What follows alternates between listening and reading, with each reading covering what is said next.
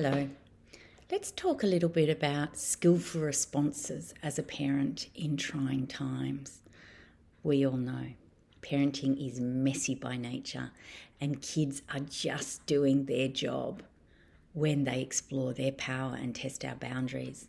The inevitably chaotic at times job we're faced with is to help them find out about who they are as a person, experience and practice healthy boundaries, and learn how to regulate their emotions and communicate respectfully.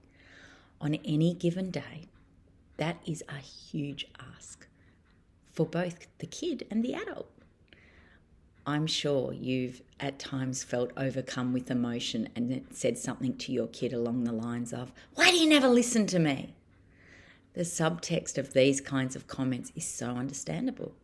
We just want to understand why our kid behaves the way they do and share with them how bad we're feeling about the challenge of raising them. But our feelings are not our child's responsibility, and blaming our emotions on our kids, no matter how valid it may feel, is just not the right thing to do, and ultimately can be harmful to our kids if we do it too much.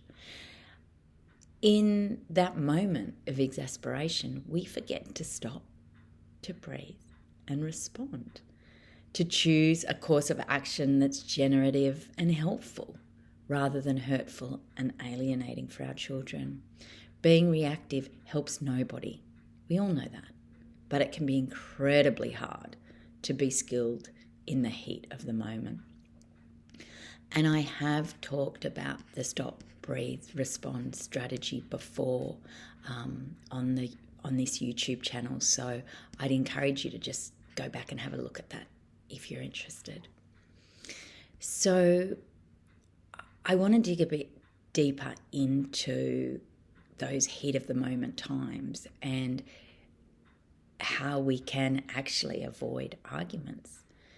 Because often the things we say in those heated moments with our kids are inviting the opposite of what we're actually desiring. So asking a why question like, "Why don't you ever listen to me?" Or "Why can't you just get dressed without a fuss?" Or "Why won't you just let me help you?" is a classic way of accidentally upping the ante with our kids and instigating emotional turmoil, because these why questions are problematic because kids can rarely provide an answer to them. All kids generally say in reply to a why is "I don't know."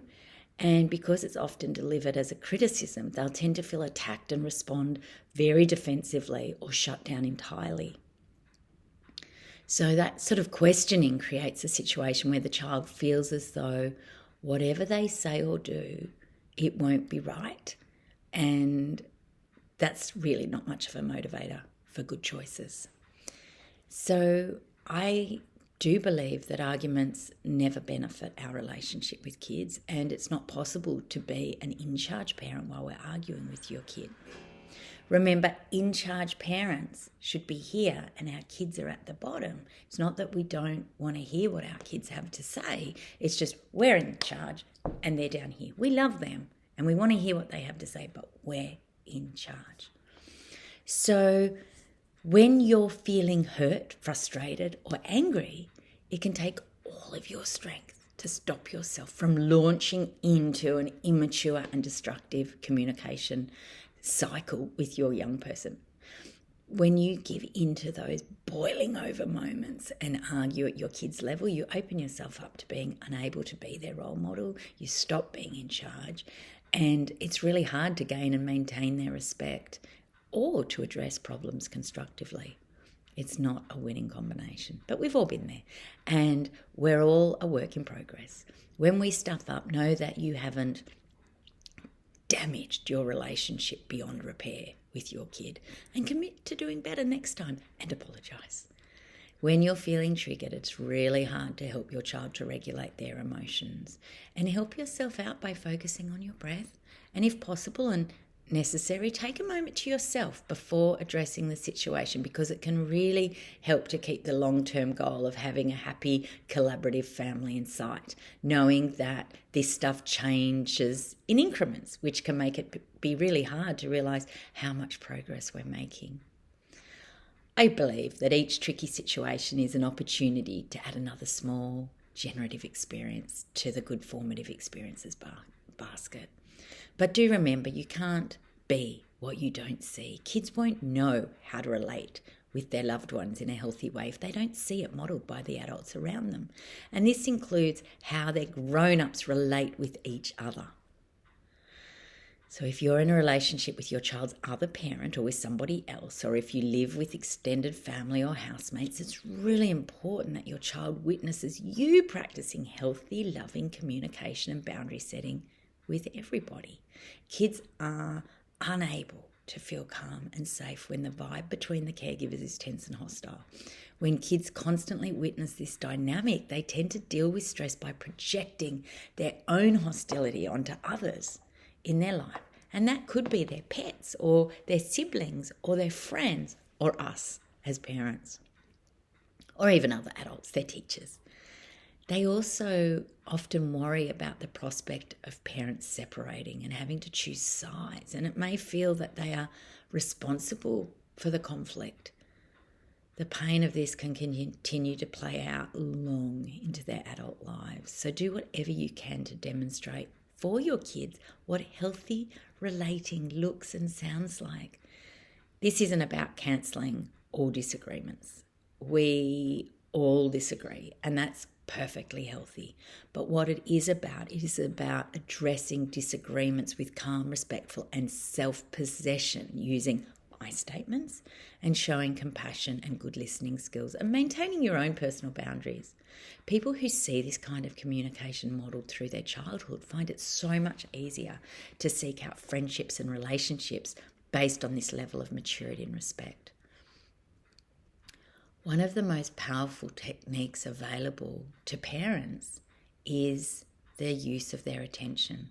It's being a lighthouse. In general terms, pay extra attention to any behaviour you want to see repeated in your child, and don't give your attention and energy to the undesirable behaviour. Okay, this doesn't apply to unsafe behaviour, of course.